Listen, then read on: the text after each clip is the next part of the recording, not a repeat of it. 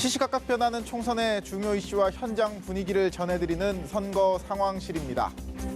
4.15 국회의원 선거 후보 등록이 이제 끝이 났습니다. 더불어민주당과 미래통합당은 오늘까지도 비례정당인 시민당과 한국당 기호 끌어올리기 위한 현역 의원 파견 노력 이어갔습니다.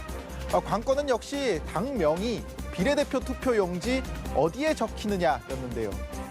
더불어시민당에는 오늘 민주당 윤일규 의원이 추가로 합류했습니다. 현역 의원 수가 8명으로 늘어났기 때문에 정당 투표용지에서 정의당에 앞선 세 번째 칸을 차지를 했고요. 미래한국당은 어제 통합당 의원 7명을 더 받으면서 17석이 돼서 두 번째 배치가 됐습니다. 다만 미래한국당이 20명을 채우면 교섭단체에 지급되는 50억 원이 넘는 선거 보조금을 받을 수 있게 되거든요. 투표용지의 위치는 결정이 됐지만 선거 보조금 같은 경우는 지급 당일인 다음 주 월요일을 기준으로 하기 때문에 의원들의 당적 이동 주말까지 이어질 가능성 있습니다. 이번 선거 기간 거대 정당들의 위성정당 보면서 가장 분통 터지는 분들, 연동형 비례체의 최대 수혜자가 될 줄 알았던 정의당이었겠죠. 심상정 대표는 어제 위성정당에 출연해 깊은 책임감을 느낀다며 고개를 숙였습니다. 21대 총선은 사상 최악의 선거로 치닫고 있습니다. 민주당과 함께 선거제도 개혁을 추진해왔던 사람으로서 위성정당 출연을 제도적으로 대비하지 못한 점에 깊은 책임감을 느낍니다. 그렇다고 위성정당들만 비례제도 취지 흐린 건 아닙니다. 73살의 손학규 전 바른미래당 대표 어제 민생당 비례대표 후보 2번에 이름 올린 사실이 알려지면서 당내 파열음 또 터져나왔습니다. 백의종군하겠다던 손 전 대표가 느닷없이 2번에 이름을 올리니까 황당하다는 거죠. 여기에 77살의 팔선 서청원 의원이 우리공화당에서 비례대표 2번 움켜잡은 것까지 엮어서 은퇴 앞둔 원로들의 노역이란 말까지 나왔습니다. 논란 끝에 손학규 전 대표는 14번으로 조정이 되긴 했는데 정치권은 이런 불만들 이들이 단순히 나이 많다고 그런 건 아닌 것 같고요. 지난달에 했던 이 말 때문인 것 같습니다. 저에게 남은 욕심은 단 하나. 대한민국 정치 구조를 개혁하고 세대 교체를 이뤄서 대한민국의 새로운 시대, 7공화국 시대를 열어나가는 것입니다. 국민의당에서도 비례후보 2번에 이태규, 3번에 권은희 후보 배치를 했는데 두 사람 당선되면 비례대표로 재선하는 거거든요. 그런데 비례대표라는 게 국회의 전문성 그리고 다양성 높이자는 취지잖아요. 그래서 준연동형 비례제도 하기로 했었던 거고요. 이런 취지 무색하게 정치세대 교체 이끌기는커녕 기득권 현역들의 의원직 연장 수단이 됐습니다. 자꾸 이런 얘기하면 씁쓸하니까 영화 한 편 소개해 드릴게요. 2015년 개봉한 영화 인턴인데요. 한 벤처기업에 은퇴한 70살 할아버지가 인턴 사원으로 입사를 합니다. 이른바 꼰대인 줄 알았던 이 할아버지, 그런데 의외로 회사 직원들의 인기를 얻습니다. 비결은 바로 젊은이들에게는 없는 삶의 해안으로 젊은 사원들의 고민을 이해하고 위로해주는 것이었습니다. 했던 말 뒤집는 법 물론 없고요. 오랜 세월 동안 쌓인 올바른 생활 습관을 직접 몸으로 보여줍니다.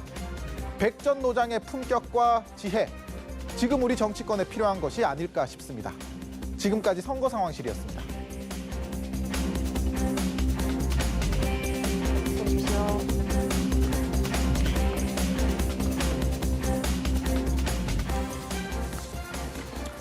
네, 오늘도 선거 상황실 이재동 기자와 함께 정치권 소식 더 살펴보도록 하겠습니다. 오늘은 한국갤럽 정당 지지도 여론조사 결과를 살펴볼 텐데요. 더불어민주당이 37%, 미래한국당이 22%, 이어서 정의당, 국민의당 순입니다.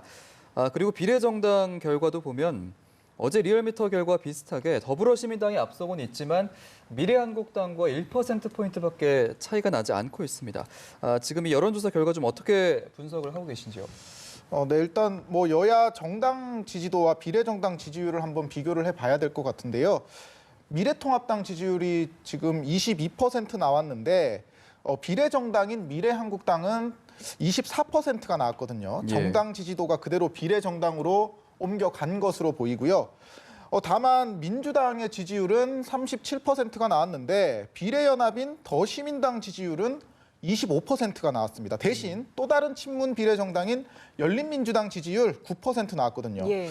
이건 민주당 지지율이 더시민당과 열린민주당 이렇게 두 개로 분산된 것으로 이렇게 보여지고요. 민주당이 더시민당과의 관계 지금 매일 강조하고 있고 또 열린민주당 향해서는 반대로 연일 쓴소리를 내고 있는데 이 민주당 지지자들 입장에서는 뭐 꼭 그렇지는 않은 것 같다 이렇게 볼 수가 있을 것 같습니다. 예. 오늘은 좀 경기 성남 중원 한번 살펴보도록 하겠습니다. 이 지역 이제 성남 속의 호남이다 이렇게 불리기도 하는데 또 신 후보 미래통합당 신상진 후보가 내리 4선에 오른 지역이거든요. 어느 정도 좀 예측하기가 어렵다 이런 평들이 있더라고요. 네, 그렇습니다. 뭐 앵커께서 말씀하신 것처럼 경기 성남 중원구 같은 경우에는 워낙 호남 출신 유권자들이 많은 지역이라서 과거에는 진보 성향이 강한 지역구로 좀 분류가 됐었습니다. 예. 하지만 지금은 현역 의원이 보수 정당 소속이고 또 최근 4차례 선거에서 진보와 보수가 각각 2번 이기고 2번 지는 그래서 격전지로 분류가 됐던 곳이거든요. 그 더불어민주당 같은 경우에는 윤영찬 전 청와대 국민소통 수석을 그리고 미래통합당은 4선의 신상진 의원을 이제 선수로 내세웠습니다. 제가 2번 이기고 2번 졌다 그랬는데 예. 신상진 의원이 왜 4선이냐 궁금하실 수도 있는데 17대 19대 때는 진보 정당이 당선이 됐는데 이후 의원직을 상실하면서 신 의원이 재보궐선거로 이렇게 당선이 두 아하. 번이 됐던 거거든요. 예. 그만큼 이제 민심이 굉장히 요동치는 지역구다 이렇게 볼 수가 있을 것 같고요. 일단 뭐 윤 후보 측은 이제 지역 정체 책임론을 내세울 것 같아요. 그러니까 뭐 오래된 정치인 바꿔보자 이렇게 선거 구민의 그런 피로도를 좀 자극하겠다는 전략이고요. 그리고 신 후보 같은 경우에는 아무래도 윤 후보가 청와대 출신이잖아요. 예. 그렇기 때문에 마찬가지로 정권 심판론 이렇게 거론할 것 같고 또 이 지역에서 4선을 해왔기 때문에 지역 일꾼이다 이런 점 강조를 할 것 같습니다. 그런데 이 지역의 변수가요. 그 민중당 김미희 후보의 출마입니다. 왜냐하면은 예. 제가 아까 신상진 후보가 19대 때 그 재보궐선거로 당선됐다고 했는데 그때 당시에 이제 김미희 후보가 통진당 해산 결정으로 의원직을 잃어서 그렇게 됐거든요. 예. 그만큼 이제 김미희 후보의 지역 기반이 굉장히 탄탄하다고 볼 수 있겠고 이런 민중당 김미희 후보의 행보에 따라서 이번 선거 큰 변수로 작용할 것으로 보입니다. 예, 알겠습니다. 오늘 경기 성남 중원 지역구까지 한번 살펴봤습니다. 이재동 기자와 함께했습니다. 고맙습니다.